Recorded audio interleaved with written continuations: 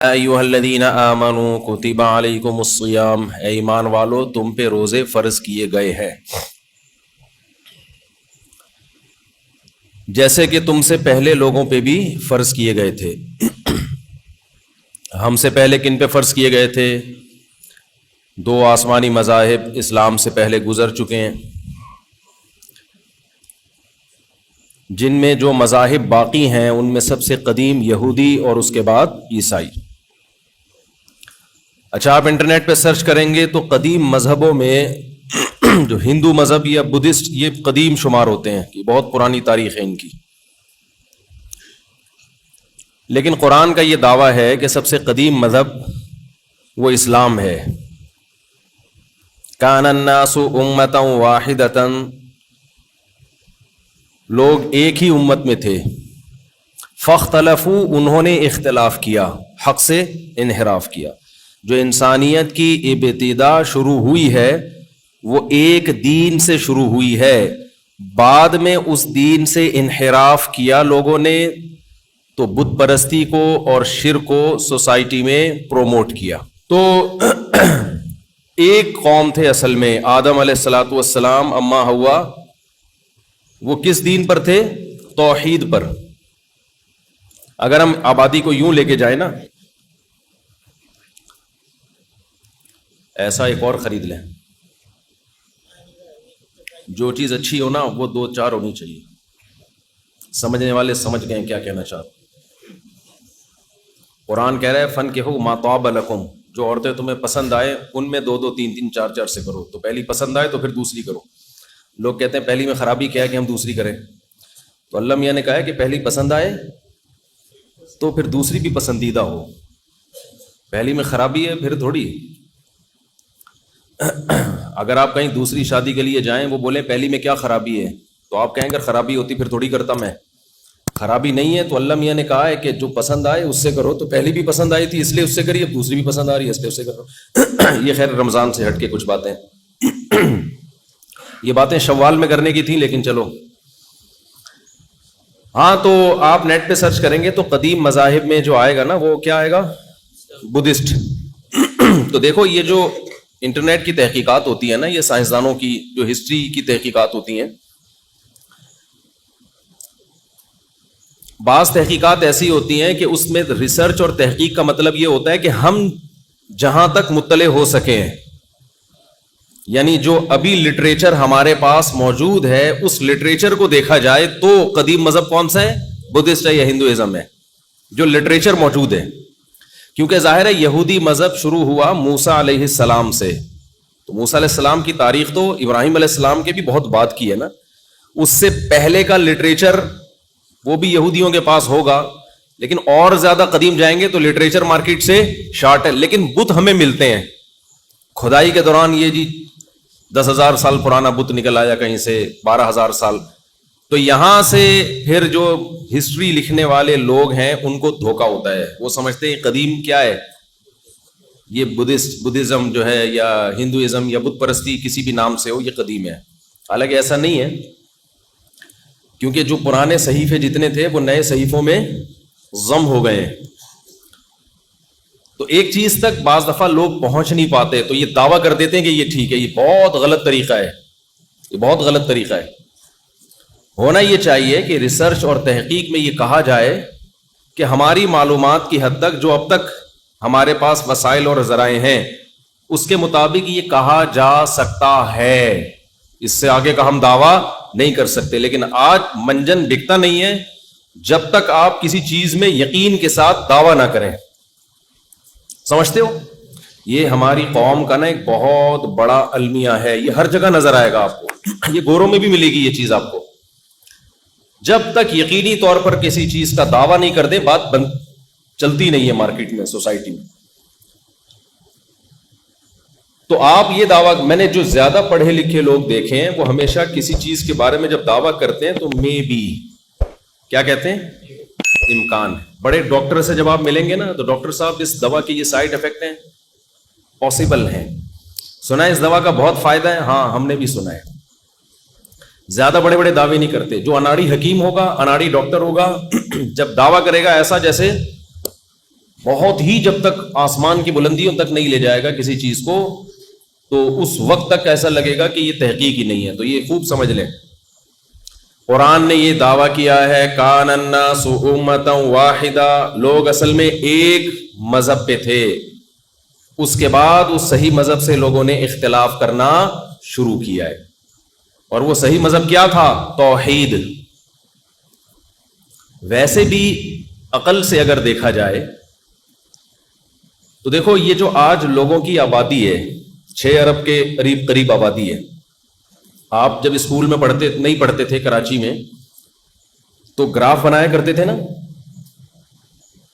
Graph بناتے ہیں نا, دیکھو یہ ایک لکیر ایسے کھینچی, ایک لکیر ایسے کھینچی, ٹھیک ہے نا, مہنگائی کا گراف بنا رہے ہیں. اس وقت ڈالر یہاں تھا, پھر ڈالر یہاں گیا, پھر ڈالر یہاں گیا, پھر ڈالر, تو ایک پورا لکیر بنتی ہے. اس سے آپ کو اندازہ ہوتا ہے اتار چڑھاؤ کا, یعنی پہلی نظر میں دیکھنے سے ہی اندازہ ہو جاتا ہے یار کرنسی کی ڈی ویلیو کا ریشو کتنا ہے, ڈی ویلیو ہونے کا.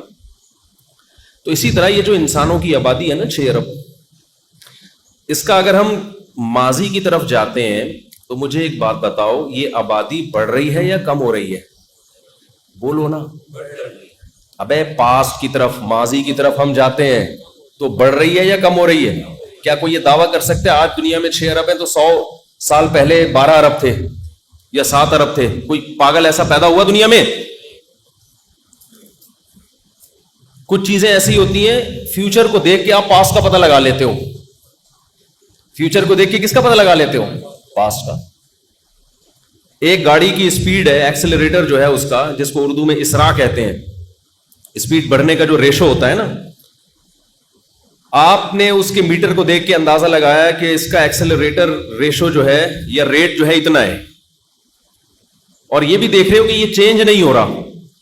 تو اگر آپ نے فزکس پڑھی ہوئی ہوگی آپ اندازہ لگا لو کہ 1 گھنٹہ پہلے یہ گاڑی کہاں کھڑی ہوئی تھی اور اس کی اسپیڈ کتنی تھی. یہ کیلکولیشن سے پتہ چل سکتا ہے کہ نہیں؟ میرا دل چاہ رہا ہے میں ہاتھ کھڑے کراؤں. جو کہتے ہیں پتہ چل سکتا ہے ہاتھ کھڑے کریں, کلاس ہے نا یہ. اب پھر آپ لوگ کی انسلٹ ہوگی اس میں, اس لیے میں ایسے نہیں ہاتھ نہیں کھڑا کروا رہا آپ سے.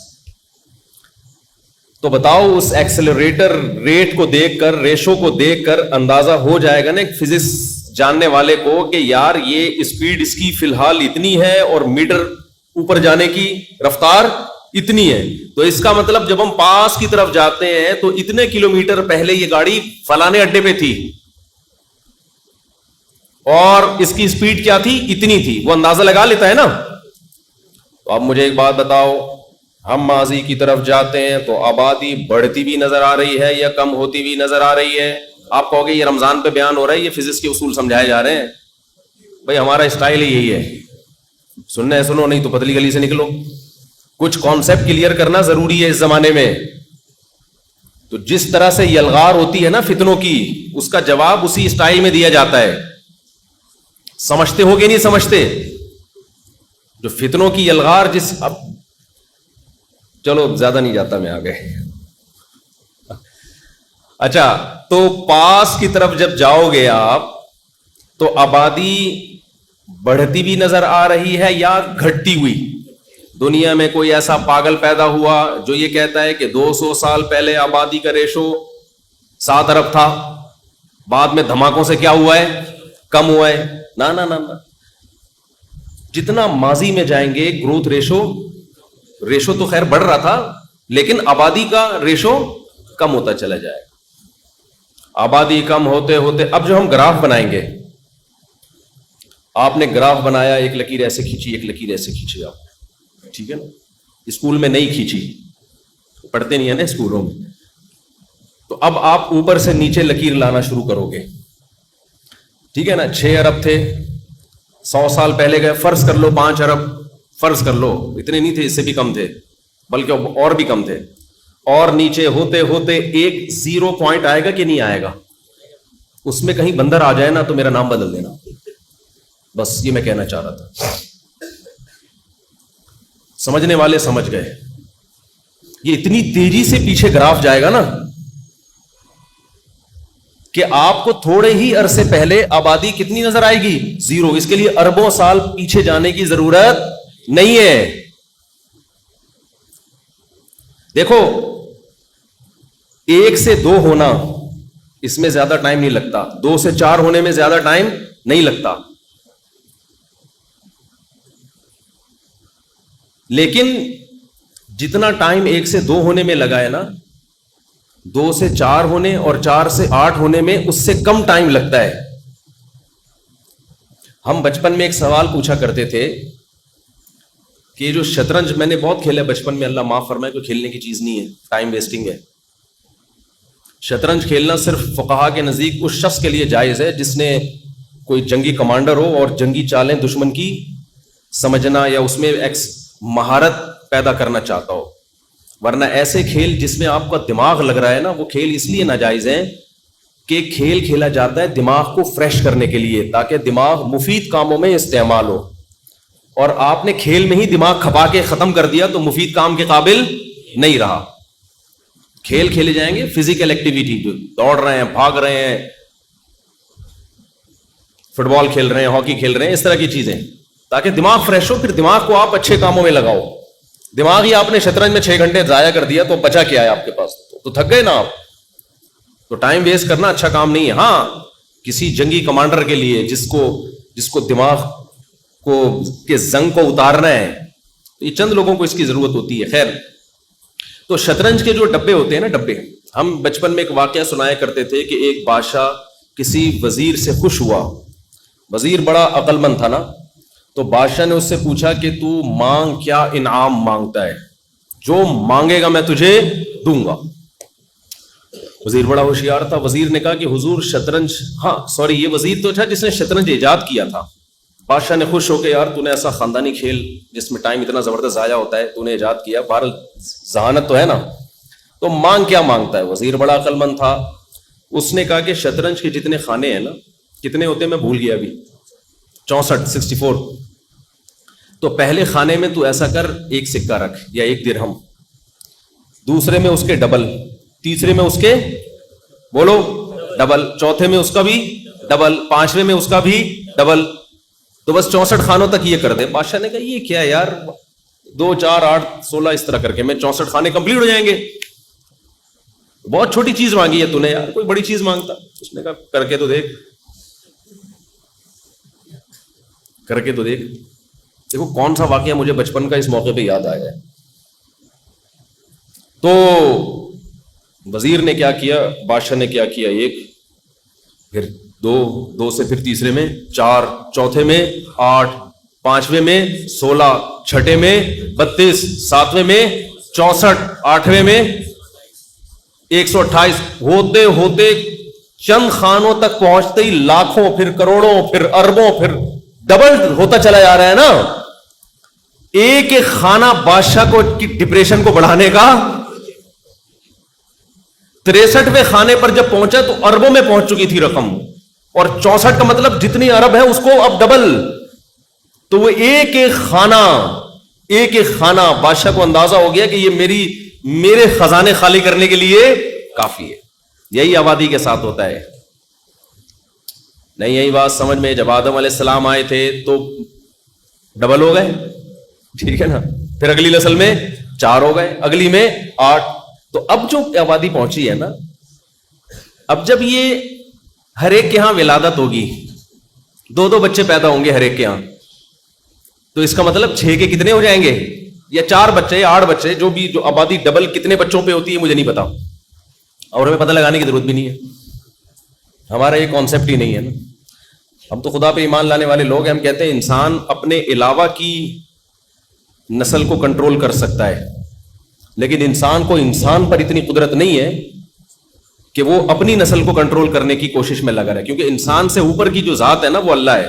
انسان پر حکومت اللہ کو ہے, انسانوں کو نہیں ہے. انسان اس کائنات کی پلاننگ کرے گا جس کائنات کو اللہ نے انسانوں کے لیے مسخر کیا ہے. اس میں پوری انسانوں کے علاوہ ساری مخلوق آ گئی. تو ہم اپنے علاوہ تمام مخلوق کی پلاننگ کر سکتے ہیں, گروتھ کو کنٹرول کر سکتے ہیں, شکار کر سکتے ہیں, چڑیا گھر میں ٹکٹ لگا سکتے ہیں, سب کچھ کر سکتے ہیں. لیکن انسان کی پلاننگ آبادی کتنی بڑھانی ہے, کتنی گھٹانی ہے, یہ اس کا مطلب ہے آپ اپنے ہی باپ بن گئے ہو. آپ پر حکومت کسی اور کی ہے. آپ کسی اور کے لیے مسخر ہو تو یہ وہ کرے گا. آپ نہیں کر سکتے کہ میں آپ کو کہوں کہ آپ کے اتنے بچے ہونے چاہیے, فیملی پلاننگ والے ہمیں بتائیں ہمارے, تو تم ہمارے باپ ہو کیا تمہیں بتاؤ گے بھائی؟ سمجھ میں آ رہی ہے بات کی نہیں آ رہی؟ تم تھوڑی ہمیں بتاؤ گے یار, ہمارا پرسنل مسئلہ ہے, ہمارے جتنے بھی مرضی بچے ہوں. یہ تھوڑی انسانوں کو ہم خدا بنا لیں کہ وہ گروتھ ریشو میں بھی ہمیں مشورہ دیں. ہم اپنے سے کمتر مخلوق کی پلاننگ کریں گے. ہماری پلاننگ کون کرے گا؟ اللہ کرے گا, جو ہمیں رزق دیتا ہے. اس نے بتایا کہ میں نے تمہارے لیے رزق کا انتظام پہلے سے کر دیا ہے. جب کر دیا ہے تو یہ تمہارا ہیڈک نہیں ہے, تمہارا ہیڈک ہے اس رزق کی فکر میں لگو, بس اس کی تلاش کرو, اس کی فکر تمہیں کرنی ہے. باقی کتنے بچے پیدا ہونے یہ میں نے زمین بنائی ہے تمہارے لیے, یہ میرا مسئلہ ہے, یہ تمہارا مسئلہ نہیں ہے. اور اگر انسان اللہ کے کاموں میں مداخلت کرے گا تو پھر اس کو لگے گا فطرت کی طرف سے زوردار چپیڑ لگے گا اس کو, جیسے کہ یورپ امریکہ کو لگ گیا ہے. اتنا خاندانی قسم کا قدرت کی طرف سے چپیڑ لگائے کہ وہ پاگل ہو گئے ہیں, ملکوں کے ملک مارکیٹ سے شارٹ ہونے والے ہیں. تو یہ بہت فطرت انتقام لیتی ہے. خیر, تو اب آپ گروتھ ریشو کو لے کے جاؤ ماضی کی طرف. 6 ارب ہیں, گراف بناؤ, پیچھے جاؤ اور پیچھے جاؤ اور پیچھے جاؤ, تو ایک دم یعنی جتنی اسپیڈ سے پیچھے جاؤ گے نا آبادی کم ہوتی بھی نظر آئے گی. تو جتنی اسپیڈ سے کم ہو رہی ہے, جتنا جتنا ماضی میں جاؤ گے یہ اسپیڈ کم ہونے کے بجائے بڑھ جائے گی. تو یہ پھر کروڑوں اربوں سال لگیں گے نہیں اس میں گراف جب آپ کھینچو گے. تو یہ 6 ارب سے 3 ارب, 3 ارب سے 1.5 ارب, 1.5 ارب سے 75 لاکھ. تو یہ بہت جلدی چند ہزار سال پیچھے آپ جاؤ گے تو یہ کیا ہو جائے گا؟ یہ زیرو پہ آ جائیں گے. اور یہ ایک اکائی آدم اور دوسری حوا. اس میں بندر کے لیے جو سائنسدان بتاتے ہیں نا کہ اتنے کروڑوں سال پہلے انسان بندر تھا, وہ بندر اس گراف میں آپ کو کہیں بھی نظر نہیں آئے گا, کیونکہ اتنے کروڑ سال پہلے آبادی زیرو پہ آ جائے گی. بہت مشکل ہے بات سمجھانا. یہاں تک کھوپڑی شریف میں بات آ گئی ہے. تو یہ کچھ چیزیں ایسی ہوتی ہیں جو بالکل 2 اور 2 4 کی طرح واضح ہوتی ہیں. اس میں سائنسدان جو ہوتے ہیں نا, کیونکہ ان کو کچھ مل نہیں رہا ہوتا, یار یہ بن کیسے گیا, اب خدا کہہ رہے میں نے بنا دیا, تو یہ بات لوگوں کی کھوپڑی میں نہیں آ رہی, خدا کیسے بنا سکتا ہے. تو اس سے بڑی بے عقلی کی بات کر لی کہ خود بخود بن گئے. تو پھر جب ایک جھوٹ انسان بولتا ہے تو اس جھوٹ کو چھپانے کے لیے بچپن میں ہم نے جیسے شطرنج کی مثال سنی تھی, ایسے ہی ہم نے یہ بھی سنا تھا. کچھ چیزیں بچپن میں انسان سنتا ہے, بڑے ہو کر ثابت ہو جاتا ہے کہ وہ صحیح, بالکل آپ نے صحیح سنا تھا. کہتے ہیں ایک جھوٹ جب انسان بولتا ہے تو اسے چھپانے کے لیے 100 جھوٹ مزید بولنے پڑتے ہیں. تو یہ جو ایک جھوٹ بولا گیا ہے نا کہ بندر سے وجود میں آیا ہے, تو اسے چھپانے کے لیے بہت سارے, ایک جھوٹ بولا نا کہ خدا نہیں ہے, یہ جھوٹ بولا نا کہ خدا نہیں ہے, تو اس جھوٹ کو چھپانے کے لیے پھر فلسفے گڑھے گئے ہیں, بہت سارے جھوٹ گڑھے گئے ہیں. انہی میں ایک یہ بھی ہے کہ کروڑوں سال پہلے, حالانکہ وہ اس گراف میں آپ کو کہیں بھی لگے گا کہ بندر نہیں ہے. بندروں کا الگ گراف بنانا پڑے گا آپ کو, بندروں کی آبادی دیکھ کے. وہ بھی ماضی میں جائیں گے تو بندر ہی آ رہے ہوں گے, اس میں بھی کوئی اور چیز. جس جانور کا گراف بنائیں گے نا اس میں وہی جانور ہی آ رہا ہوگا. سمجھتے ہو, کہیں بھی کوئی اور چیز نہیں آئے گی اس میں. اور اگر کوئی چیز آ رہی ہے تو جو پہلا سیل وجود میں آیا ہے نا, سیل جس سے کہتے ہیں کہ اتنے ساری مخلوقات وجود میں آئی, وہ سیل اتنا پیچیدہ ہے کہ اس سیل کو خود بخود فرض کرنے کے لیے اتنا بڑا جھوٹ بولنا پڑے گا کہ وہ جھوٹ اب تک آپ نے کبھی بولا نہیں ہوگا. اگر مان لو نا یہ سب مخلوق کی اکائی ایک سیل سے شروع ہوئی ہے, وہ سیل آسان, اس کی وہ جو کمبینیشن ہے نا مختلف چیزوں کا اور اس کی جو ایڈجسٹمنٹ ہے وہ کھربوں سال میں بھی نہیں ہو سکتی. وہ اتنی پیچیدہ ایک اکائی ہے, یونٹ ہے. سمجھتے ہو کہ نہیں سمجھتے ہو؟ تو وہ ویسے ہی اس کے لیے پھر مزید 25-30 جھوٹ بولنے پڑیں گے. تو بہتر نہیں ہے یار, اللہ نے بنایا ہے, اپنی قدرت سے بنا لیا, دیٹس آل, ختم. کیا خیال ہے؟ تو اصل موضوع کی طرف میں آتا ہوں. تو میں یہ عرض کر رہا تھا کہ اب دیکھو, جب یہ ابتدا چند ہزار سال پہلے آدم پہ جا کے ختم ہوتی ہے, ایک اکائی پہ جا کے ختم ہوتی ہے, تو اس کو کسی نے بنایا ہوگا کہ نہیں بنایا ہوگا؟ تو جس نے بنایا ہے, تو یہ کیسے ہو سکتا ہے کہ جس نے بنایا تو پہلا انسان ہی اس بنانے والے کو بھول کے پتھروں کی پوجا کرنا شروع کر دے؟ یہ عقلی لحاظ سے بھی ممکن نہیں ہے. عقل بھی یہ کہتی ہے کہ اصل جو انسان کی اکائی ہے جو انسان جہاں سے شروع ہوا وہ شرک پر نہیں تھا، وہ کس پر تھا؟ وہ توحید پر تھا، وہ نیک تھا. انسان بائی نیچر نیک ہے، جبکہ ایتھیس لوگ کہتے ہیں کہ انسان بائی نیچر جنگلی درندہ ہے.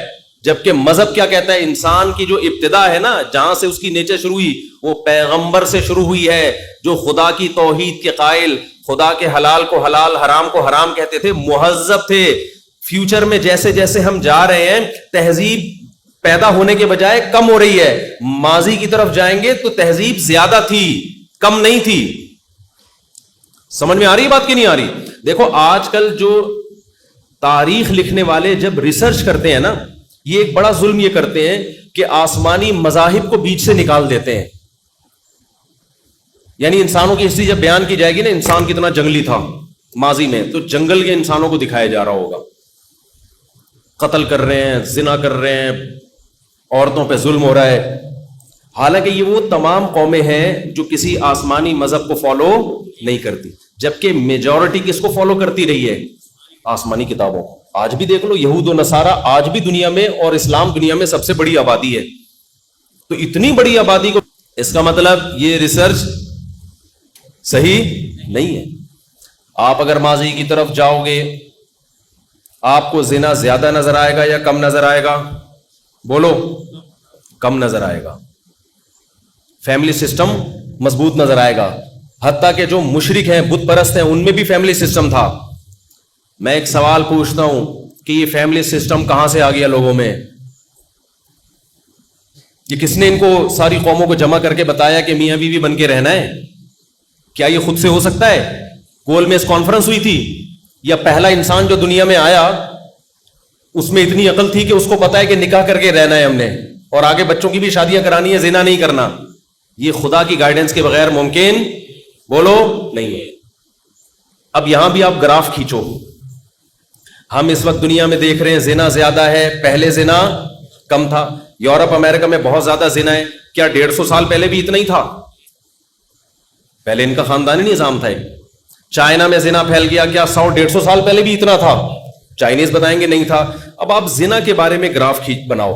ابھی زنا کا ریشو اتنا، ماضی میں کم، ماضی میں کم، ہوتے ہوتے ایک وقت آئے گا یہ پچھلی قوموں میں آپ کو نکاح کا ریشو بہت زیادہ. اب ایک سوال یہ ہوتا ہے کہ دنیا کے مختلف خطوں میں لوگ شادی بیاہ کر کے رہتے تھے، ان مختلف خطوں کے لوگوں کو کس نے جا کے ایک پلیٹ فارم پہ جمع کیا ہے کہ زنا کر کے نہیں رہنا بلکہ ایک جوڑے اور پیر بنا کے رہنا ہے؟ کیا یہ اس چیز کی طرف ساری دنیا کے لوگوں کی خود بخود نظر جا سکتی ہے؟ نہیں جا سکتی. یہ اس کی علامت ہے، یہ سب کسی ایک گائیڈنس کے تحت جمع ہوئے تھے، اور وہ گائیڈنس کیا تھی؟ وحی کی تعلیمات.